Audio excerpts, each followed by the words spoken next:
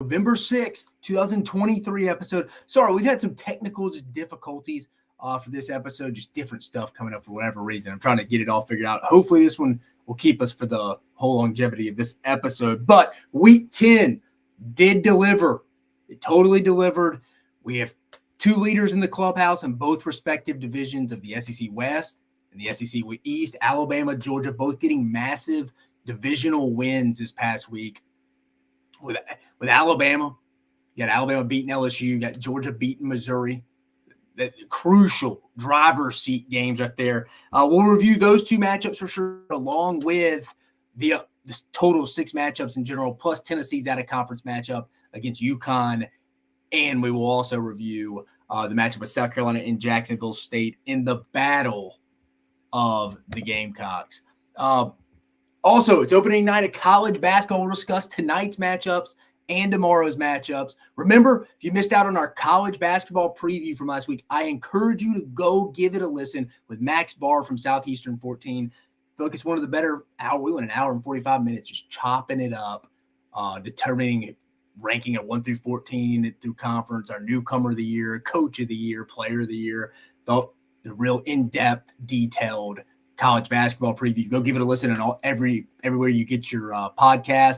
But also go give us a like, subscribe, give us some rate reviews on YouTube. It's free. It's free. It does not hurt. But go check out the college basketball preview as most of these matchups start tonight. We'll talk a little bit more about that as we get going. But as you know, it's Monday, so you know what that means. It's also Week 11 power rankings and also money-making weekend review again. Just under 500. Not good enough. 3-5. Started off hot, better in the morning. We didn't end up well. USC kind of screwed us there. So let's get around it because we're trying to get to this 7 o'clock hour of the SEC basketball matchups. We have the Week 12 around the SEC. Let me share that screen with you. Week 12, the SEC announced its Week 12 matchups in football, the TV calendar schedule. Here we go for you. All right, so here we go. This is usually the weekend the SEC gets killed for, just gets destroyed for their non-conference scheduling, but it is what it is, guys. I mean, it's been like this forever. But again, ULM at Ole Miss. That'll be 11 a.m. Central Standard Time Zone kick on the SEC Network. UT Chattanooga at Alabama at 11 a.m. on ESPN+. Southern Miss at Mississippi State at 11 a.m. on ESPN+. Abilene Christian at Texas A&M at 11 a.m. Central. You're kind of getting the theme here. A lot of these SEC schools like to get their non-con matchup out of the way, get a few extra hours rest for their team. Georgia, Tennessee, the big one. The SEC on CBS, 2:30. That'll be a big one in Neyland. New Mexico State at Auburn on the SEC Network, 3 p.m. Central Standard Time Zone. Florida at Missouri, one of the 3 SEC matchups, 6:30 p.m. on ESPN. Kentucky at South Carolina, the last true conference matchup of this weekend. That'll be the 6:30 p.m. Central Standard Time Zone SEC Network kickoff. Also, FIU at Arkansas, 6:30 p.m. on the U. And then Georgia State at LSU at 7 p.m. on ESPN2. So this is the Week 12 matchups here on November 18th. I'd be lying to you if I said this was a fantastic weekend, but Georgia, Tennessee is going to be fun. Also, there'll be some big matchups there for Florida at Missouri and Kentucky, South Carolina as well. But just wanted to give that to you in our Around the SEC for you moving on right now. Wanted to talk a little bit about it before we get into the actual preview of the game. A lot of people addressing the Dallas Turner targeting. Was it targeting? We'll review it right here. Let's look at it. I'm going to start this over. Found this from AL.com, so I want to give proper credit where credit's due here. Situation here. Late in the second half, LSU's down 2 scores here. Dallas Turner hits Jaden Daniels. Really knocks him out of the game here. I think he had somewhat of a concussion. But again, people keep looking at this, wanting targeting. I think the personal foul call was proper. I don't really think that's targeting. I really don't. I think he hits him with his, right there. You freeze. I think he goes up. You can get me, and I think it was roughing the passer. You can get that. They want to take that out of the game because they're trying to protect the most important position in sports. They know the viewership goes down if there's bad quarterback play. Sorry for the choppiness of this. I don't think this is targeting, though. I don't think this is targeting. I really don't. Maybe we'll get it from a different angle. hits him right in the chest. He doesn't lower it with his crown. And it doesn't throw his body into him. I mean, what do you want him to do? His body weight's going to go in here, or his body weight's going to go in the quarterback, obviously. I think this was just a tough, physical, probably over the border. See, he didn't launch himself, in my opinion. He just went up face mask to face mask. I don't think this is targeting. I personally do not think that was targeting. Some people may think differently. Some people are just going to believe they want to believe when it comes to that stuff. I think it should have been a personal foul call. It was. Also, what do people? I don't think it really had a massive impact on the game. If I'm being honest with you, because it was a 15-yard penalty. Yeah, he could have got ejected. But there's just a quarter left. Alabama was up 2 scores. Yeah, LSU probably gets over 30 points if Jaden Daniels stays in the game. Let's call a spade a spade. But I didn't see them anyway slowing down Alabama's rushing attack. And last I checked, Jaden Daniels didn't play defense. I mean, I don't care who this was. I don't think this was targeting. I think he hit him face mask to face mask, was going for the shoulder. Yeah, was it probably a little late, roughing the passer? Yeah, I think you can do that. They gave it to him. They still gave him 15 yards. But Dallas Turner was not ejected. LSU fans aren't real happy about it. I think it kind of is what it is. I don't really think that was that bad of a call, if I'm being completely honest with you. I really don't. I think they got that right. They're like, well, they didn't review it. They review every play in Birmingham. They decided, like, I don't think we're going to eject him for that. That was just a hard-hit football play right there. It was. You can get me with a penalty. I get it. You're trying to protect the most important position in sports. I mean, look at the NFL numbers. If the quarterback plays down, if you don't have a quarterback, it's not going to work out for you. You're not going to win many football games. Let's just call it what it is. You're just not. So I get it. It's a rough in the passer. Back in the day, you probably aren't getting anything for that. It's just a hard hit. In today's time, we're used to that. I've seen worse or less called. But ejection, targeting, no. I personally, I really didn't think so. But it is college basketball opening night. Let me pull up the schedule for you. And we will get talking about it right here, sharing it for you. All right, well, Oregon actually took the L here Georgia took the L here, 82-71, pulling up some of the betting lines just so you can get a figure on some of tonight's game. They were giving Georgia 5 going into this one. So this was the Hall of Fame tip-off, I believe, in Las Vegas. Watched some of it. It was during the day, 82-71 Oregon. Georgia just couldn't really get many shots going. It looked like Mike White was tinkering with his lineup. They played a lot of guys. I don't really think a lot of guys got into a real rhythm offensively. So we'll see how that goes from that standpoint. But Oregon opens up with an 82-71 win over the Georgia Bulldogs. Continuing with that right there for you. I mean, the opening line was +5. Tonight we also got Tennessee Tech. It's one going on right now. Yeah, Tennessee's up 41-12. Tennessee was favored by 26.5 going into this one. Kentucky, South Carolina only giving up 12.5 against USC Upstate. South Carolina Upstate. Remember Gainey, USC Upstate's best player, transferred to Tennessee. Kentucky favored by 18.5 against New Mexico State. It'll be interesting to see those true freshmen. New Mexico State, especially with all the turmoil at the end of their season last year. Arkansas -24.5 against Alcorn State. Alcorn State, I think, may represent the SWAC in the NCAA tournament. Still not a very good team. Texas A&M -21.5 against Texas A&M Commerce. Alabama -22 against Morehead State. Morehead State lost their best player. Forget his name off the top of my head, but he was the preseason OVC Player of the Year at guard. Probably been a little bit more interesting game. Morehead State's favored to win the OVC, but Alabama favored by 22 tonight. Missouri -23 against Arkansas Pine Bluff. LSU favored by 24.5 over Mississippi Valley State. Mississippi Valley State's terrible. LSU should handle this. We got big questions. Florida -19 versus Loyola Maryland. And then Ole Miss -22.5 in Chris Beard's opener versus Alabama State. Also, we got games on Tuesday and Wednesday. Tomorrow night, we got Auburn Baylor. That's the big one. 8 p.m. Central Standard Time Zone on ESPN in South Dakota. Got Presbyterian at Vanderbilt at 7 o'clock tomorrow. And then I believe on Wednesday we got the last SEC game, Arizona State at Mississippi State. I think this is on Barstool TV, wherever the hell you get that at. Wherever you get that game at, I might have to figure it out by Wednesday. But Arizona State at Mississippi State should be a good one. But that's setting the tone. We'll talk about the other games. There's a whole load of them on Friday, as you can see, coming up. But I think everybody's in action. We got some good ones. We'll talk about that one on Thursday's episode. Just wanted to touch base. A lot of SEC games that the SEC should win tonight. I mean, you heard a lot of double-digit favorites. Alabama, Morehead State, probably one if you really want to keep an eye on. You had the Georgia-Oregon one. That was interesting. Now, that was a pretty good game back and forth. Felt like Oregon controlled it. But nonetheless, that'll be interesting. We'll talk about those matchups on Friday. We have some interesting ones. We do. I think we have Memphis, Missouri. We have some pretty solid out-of-conference matchups coming up in the SEC on Friday. But again, it all starts tonight, about 20 minutes. But just wanted to talk about that before we get in it. Because remember, this is Mach 10 Sports. We cover football, basketball, and baseball in the SEC, the big three. Again, I used to work in college athletics, if you're new to the show, for about 10 years, personnel director and recruiting throughout the SEC. I feel like I have pretty good insight to bring in. But again, it's basketball season. It's my favorite time of year. We're really getting real close. Feast week, rivalry week in football. But we got some good basketball games and football games before that. But let's get into the Week 10 review that was in the SEC.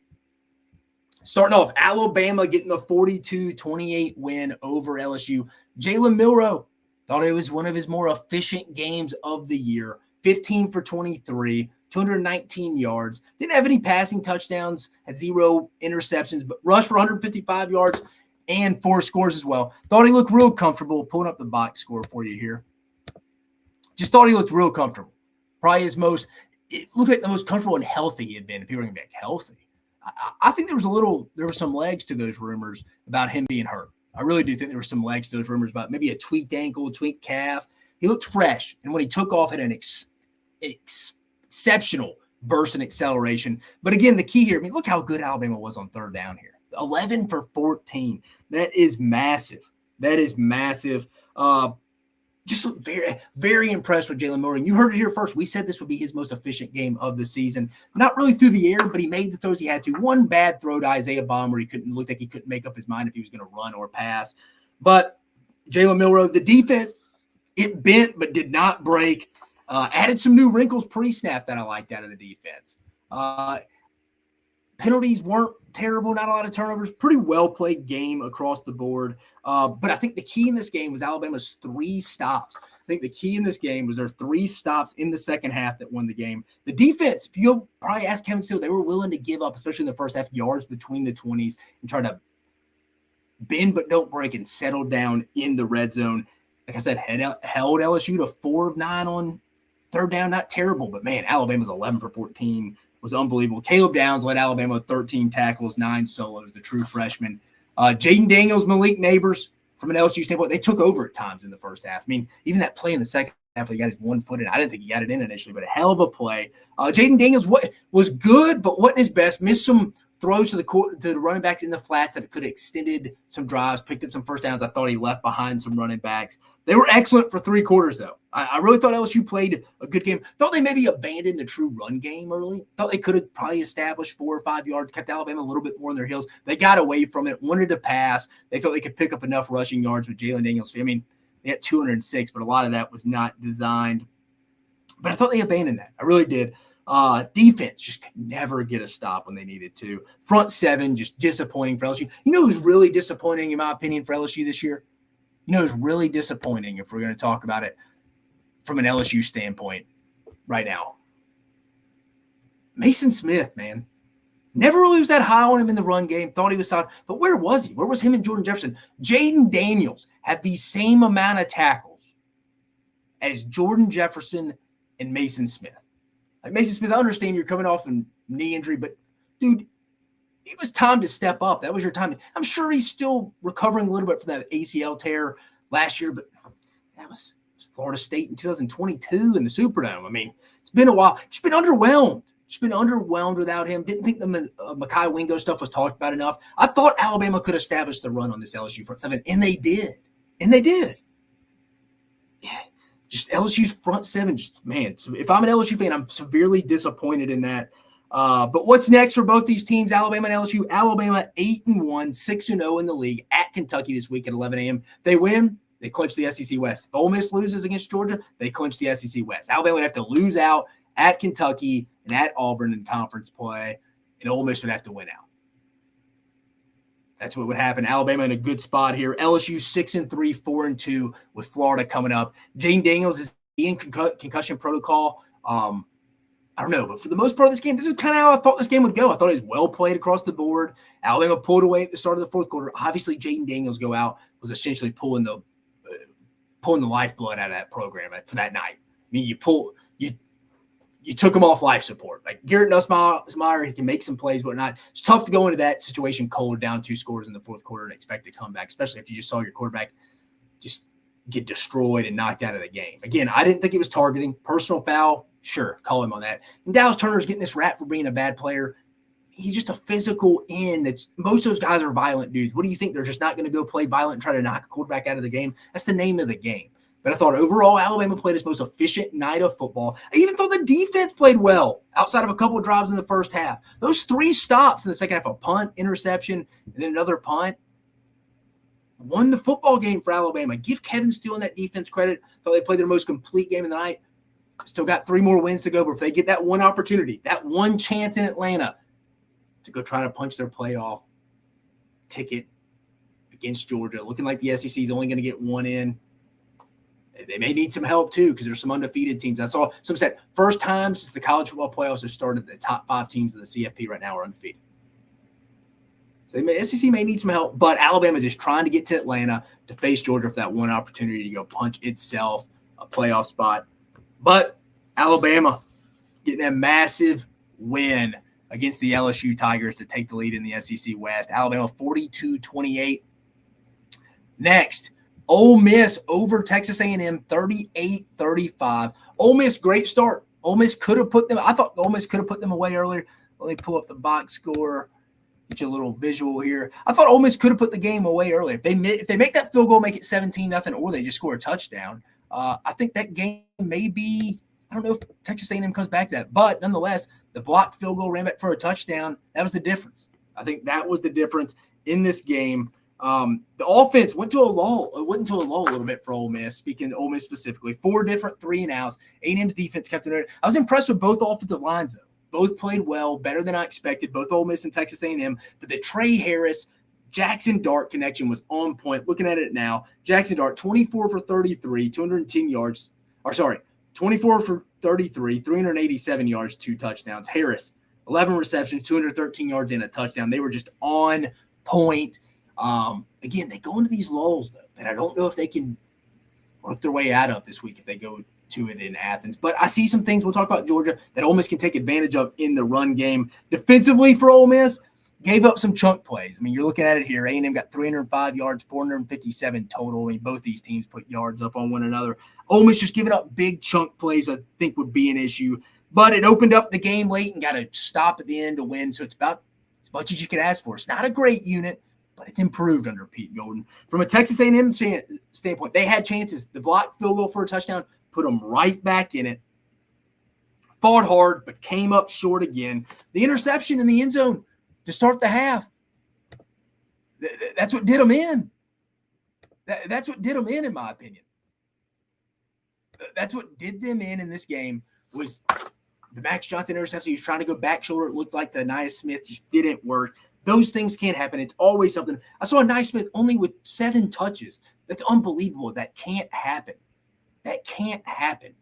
If you're the Texas A&M offense, Jimbo Fisher, Bobby Petrino, whoever you want to blame, he has to get touches in the jet sweeps, screens, anything. He needs to be getting 12-plus touches a game. A game. That's ridiculous. That didn't happen. If I'm an A&M fan, I want a question for that. Max Johnson apparently is going to be out with some bruised ribs. Hearing Texas A&M may be having to start this week the old Fresno State transfer. That is Jalen Henderson, the redshirt sophomore, the Fresno State transfer from Chaminade in Encino, California.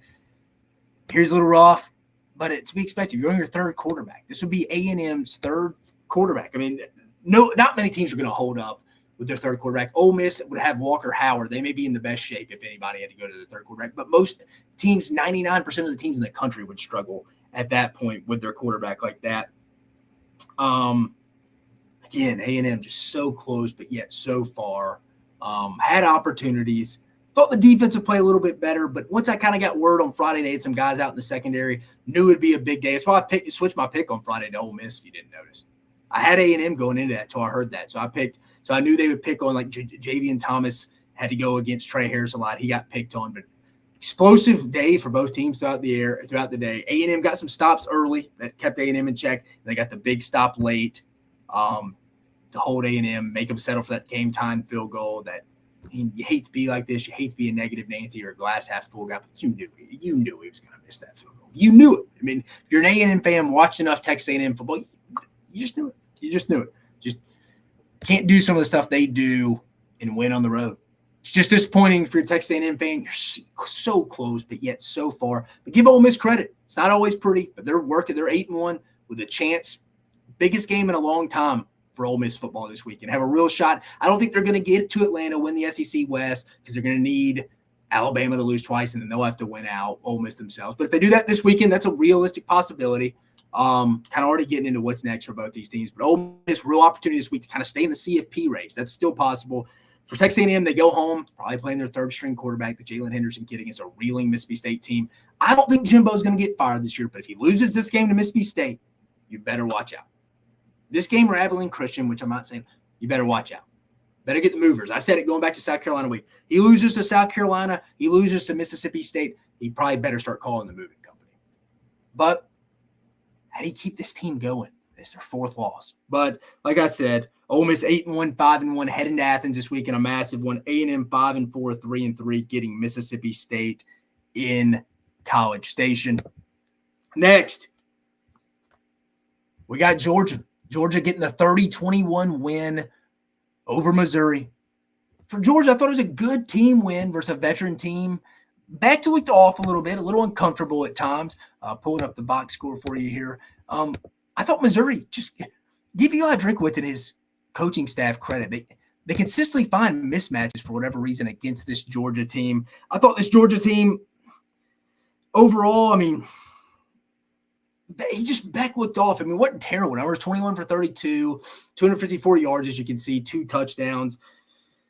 But just interior pressures and stunts, I think, especially in the second half, got on his feet, made him uncomfortable. I thought the offensive line was at very average in the first half, but the offensive line actually was the opposite.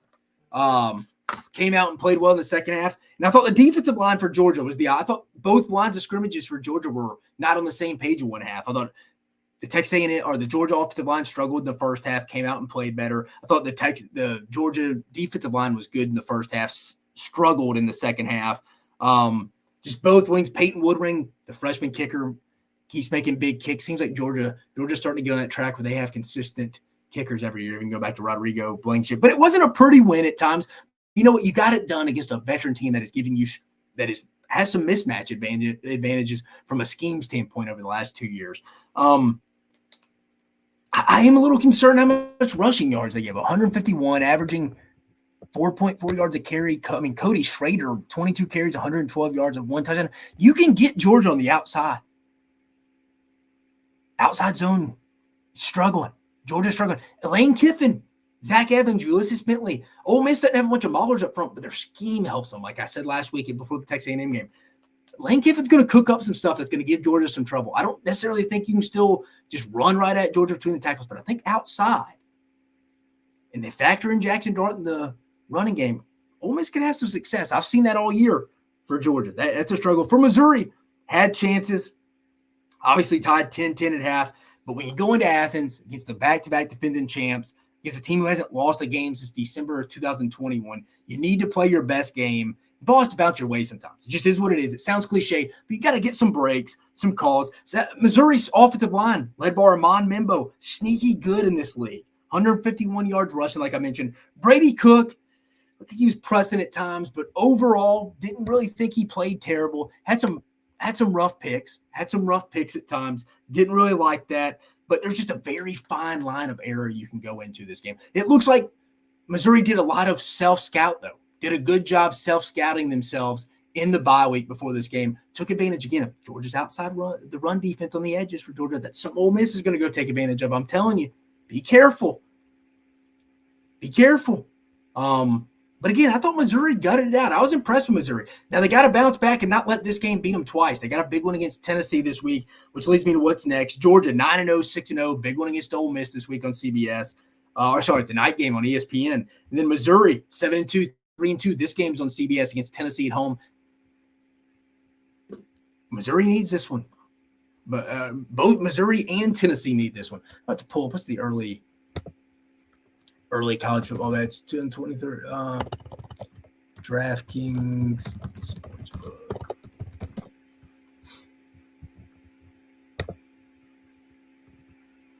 Yeah, so the early. All right, so the early lines going into this week so far, just for these specific games. Got Alabama, sorry, we're jumping in here. Minus 10.5 right now at Kentucky for this week. We mentioned Alabama earlier. We'll go back. Vanderbilt or South Carolina minus 14 against Vanderbilt. We also have, I'm looking at it right now. Speaking of that game, we got Tennessee at Columbia, Missouri, favored by 1.5. You also have Auburn getting 3. Arkansas is favored by 3 in Fayetteville this week. Then you got Ole Miss getting 11 on the road in Athens. Georgia favored by 11. Florida getting 13.5 at LSU. LSU favored by 13.5 this week. And then A&M giving up 19, favored by 19 at home against Mississippi State. So that's kind of where we're at right now in the SEC from lines this week. But Georgia 9-0, 6-0. Ole Miss, like I mentioned. Missouri 7-2, 3-2. Battle for second in the East right there for those two teams. And Tennessee's really thinking, hey, we win this week. Georgia loses to Ole Miss. We got to control our own destiny here. But that's what's next for both Georgia and Missouri. Moving on, Auburn over Vanderbilt. Auburn getting the 31-15 win. Still some offensive struggles.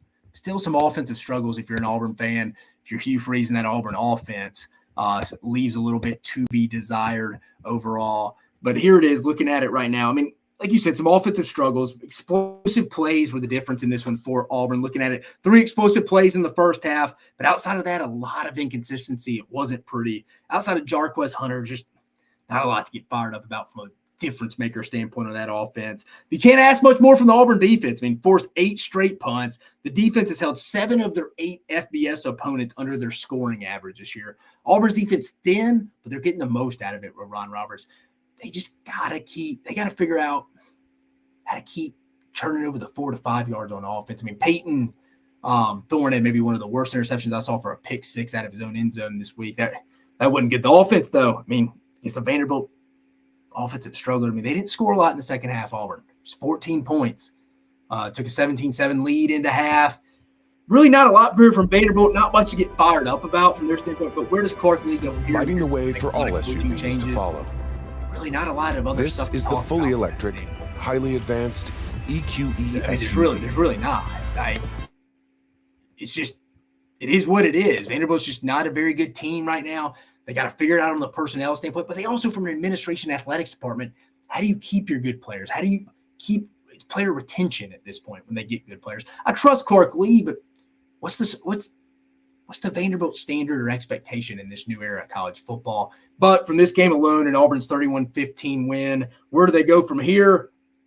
Auburn, 5-2, 2-4, head to Fayetteville. They're a 3.5-point underdog. It's a big game for both Arkansas and Auburn. This would be Hugh Freeze's first game that he probably needs to get, that people would be real upset with if they lost this game. What's next for Vanderbilt? 2-8, 0-6. They head to Columbia, South Carolina for an SEC Eastern Division game against 2 of the worst teams in the SEC East. Can Vandy get this one? I don't know. I don't know. Just not a lot of good. Just, we're honest here at Mach 10 Sports, as if you listen to us, if you're a regular viewer, the Auburn Vanderbilt game was pretty ugly. Not a lot to take from a biggest. It's Auburn's defense, while thin, does do a really good job for what the Ron Roberts is getting the most out of that. Auburn, outside of 3 or 4 explosive plays, is just not consistent on offense. They have to get it going this week if they want to beat us. A confident-looking Razorback team in Arkansas this week. But speaking of the Razorbacks, Arkansas over Florida, 39-36. Pulling up the box score here for you. There it is, 39-36. Massive win for the Razorbacks. I called this one, by the way, not tooting my own horn, but went undefeated in my SEC picks this week. Like I said, Arkansas 39-36 over the Florida Gators in overtime. Overtime, you can tell they simplified the playbook. KJ Jefferson looked more comfortable. They brought the juice early. They're up 14-0 off an offensive score, and then a fumble ran for a touchdown. Give Kenny Guyton, the wide receivers coach, credit. 481 total yards of offense. Kind of looked like at the end, KJ Jefferson was just kind of like, screw it, I'm taking over this game myself. Simplified it for him. Hey, you go bring out energy. I'm telling you, in a close game or in a game at 11 a.m. where two teams are similar, I like the road team. I tell you that all the time at 11 a.m. For Florida, just same song and dance. Poor offensive line play at times, poor tackling, just inconsistent across the board. 112 yards rushing. It's just not going to get it done. The illegal substitution call at the end of the game almost screwed Arkansas, but if you're Florida, that can't happen. There should have been a 10-second runoff. Good thing for Arkansas, Trey Smack is usually really good. The kicker for Florida ended up missing it, going into overtime. Arkansas got the win. Now, big picture. I know people are going to want to get on Billy if he doesn't win out. They go at LSU, at Missouri, and get Florida State at home. They're going to be underdogs in all those games. He needs more time. I mean, look at the roster. It's either a bunch of older transfer kids they brought in or some young kids they're playing. Number 3 recruiting class coming in. He needs a difference maker at quarterback like DJ Lagway, the kid from Willis, Texas, should be a good player. Mertz is fine, but he's a ceiling guy. He limits them from that standpoint. People are like, well, he had an NFL starter last year, Anthony Richardson. It's the first year. Give him another year, I'm telling you. Now, you can be I think two things can be true at once. You can be critical and still think he can get another year. Now, people will be like, well, I don't think a true freshman is going to come in and save his job. I would give him 2 more years. I think next year, though, he's really going to have to go into the portal and get some help surrounded. Because if you go look at the roster, it's portal kids they brought in and young kids. It's not a lot of Dan Mullen guys. Not piling on to Dan Mullen's lack of recruiting. That's easy, low-hanging fruit stuff. But again, some of it is on him. Like, just is what it is. Big picture, though, just specifically talking about this game. Arkansas in the much needed 39-36 win. I mean, bowl game's not out of the realm. They get Auburn at home this week, winnable. They're favored. FIU, they'll be favored. They get a tough Missouri team at home, which they could get that at home. So some positive stuff to take away from it, Arkansas. If you're Florida, that's one you may be looking back on and being like, how? We're not going to a bowl game now because we lost to Arkansas after they fired their offensive coordinator at home. It's disappointing. You can be disappointed in Billy Napier right now, but I still think you got to give him another year where he can get another year of his guys coming in from a roster standpoint. Switching it over. Moving on. We are over Kentucky. Kentucky over Mississippi State, 24-3. Let's pull it up for you, the box score. This game, very similar to Vanderbilt and Auburn. Not pretty. Overall. I mean, 17 offensive points for Kentucky. I mean, they got 24 off the one interception. It was not pretty. As you can tell, 4 for 12, 6 for 17 for both teams on third down. Both teams not collecting a lot of first downs. The Cats very conservative in the second half. I think they knew if they just didn't turn it over, they were going to win this game. Just a weird game, kind of ugly across the board. Leary looked banged up. Either his eye or he got a concussion. Mark Stoops said he couldn't even read the play call in his band when he got out, so that's why they had to get him out of there. Defense had a get-right game after a brutal October. Held Mississippi State to 3 total yards, 218 yards rushing. Mississippi State just terrible in offense. Woody Marks did not play. We saw Chris Parsons, true freshman quarterback from NBA, come in, take over a little bit for Mike Wright. Didn't see much. I mean, limited passer. Tulu Griffin continues to not get enough touches. I don't understand that. Defense wasn't terrible. They limited Kentucky for most of the standpoint, but just a weird game in Starkville in general. I mean, it felt like once it was kind of 17-0, 24, I mean, it never ended after half. I mean, this game was pretty much over at half, 21-3 at half. Mississippi State with the offensive power, without Will Rogers and Woody Marks right now. They're not coming back from that. A lot of smoke around Zach Arnett. Again, I'm still going to leave it out. I mean, they're not going to win this week, most likely. And they're not going to be bowl eligible. I mean, or they need to. They could get Southern Miss, and they got Ole Miss at home. I don't see that. Will Rogers claims he's not missing the Egg Bowl, so maybe he plays in the Egg Bowl this year. Would give them, obviously, a better opportunity. A lot of it SEC experience. Zach Arnett's had success stopping Lane Kiffin before.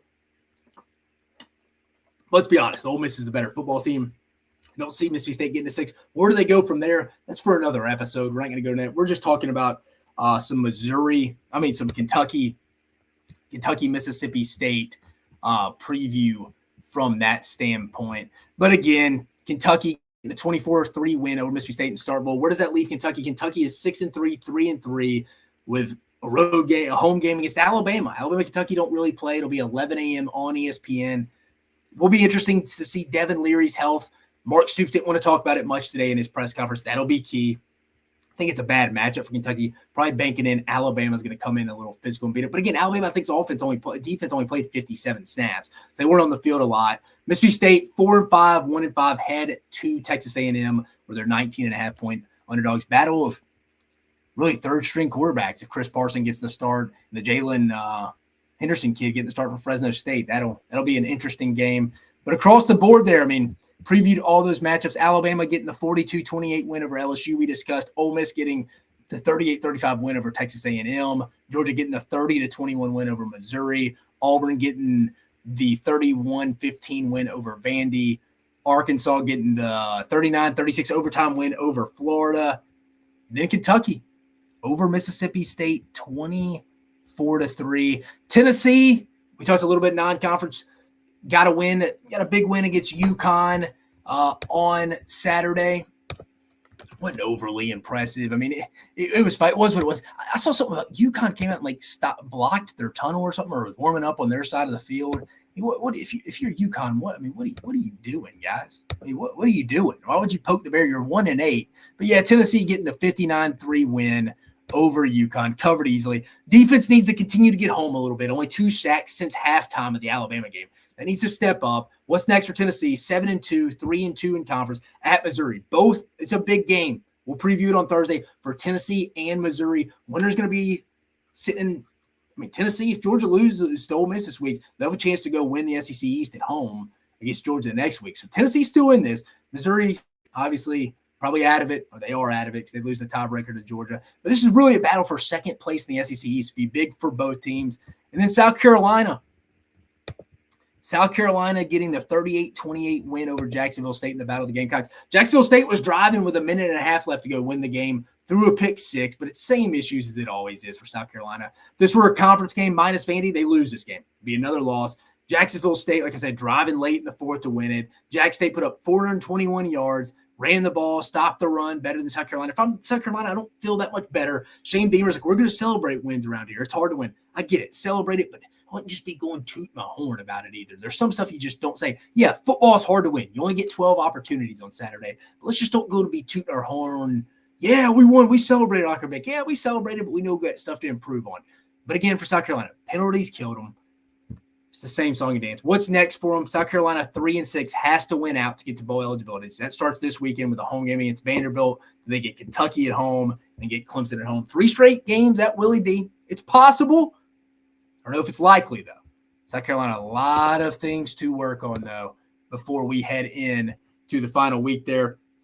But let's get into it. We got a couple more things to get you out of here, to go over before we get you out of here so you can settle in for your SEC basketball night.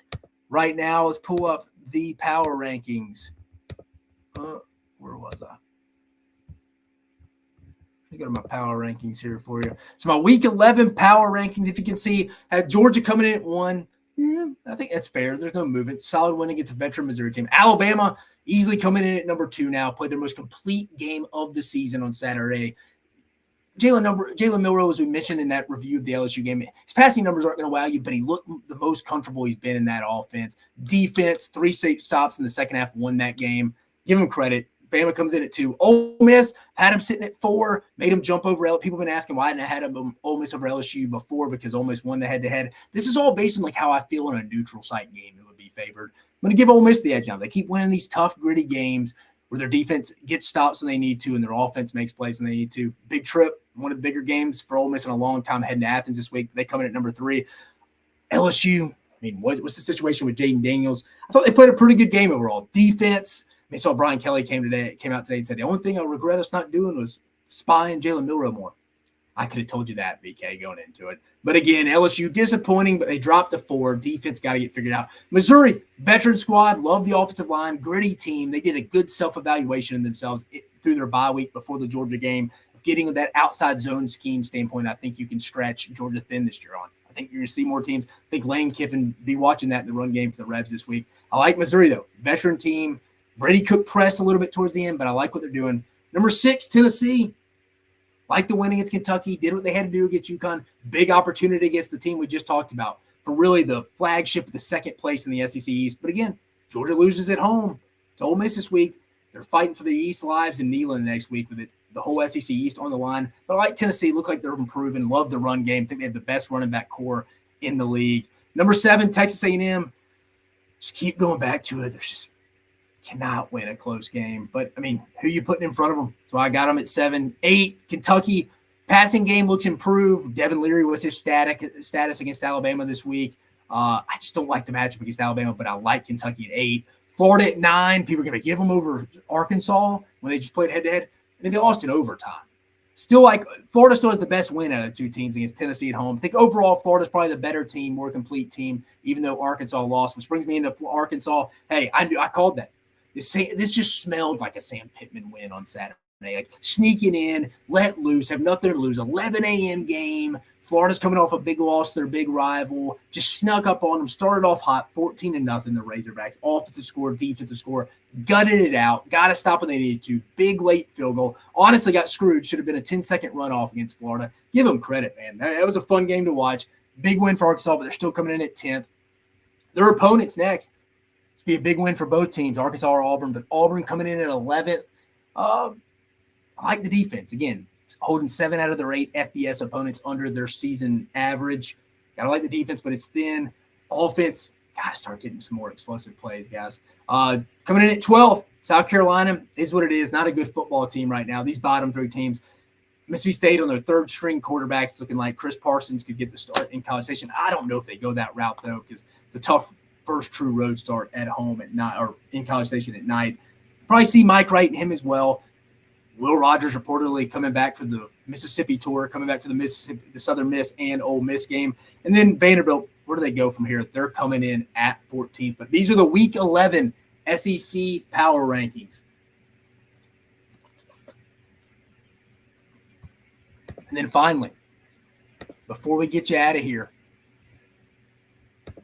I have my Week 10 SEC betting review. We went 3-5. We're 43% on the season now. Let me go to mine. Oh, I got to go back to my bets to show you this from this past weekend when I posted it. Let me go to it. Here it is. All right, so Jack State, one of our 3 wins. We had 3-5 plus 15.5. Covered this with ease. The pick 6 late was scaring me. They couldn't have back-to-back pick 6s. But Rich Rodriguez and his squad could have won the game. Covered easily. Nebraska -3. Lost to Michigan State straight up. What the heck, guys? What the heck? Tough loss there. Missouri plus 15.5. Proud of this. I thought they covered this one with ease. Closer game. Lost by 9. USC +3. Trusted the offense. Caleb Williams did too. Went crying to his mom in the stands. Defense just can't do anything. Don't know why I trusted them. SMU struggled against in-state rivalry Rice. They got the win.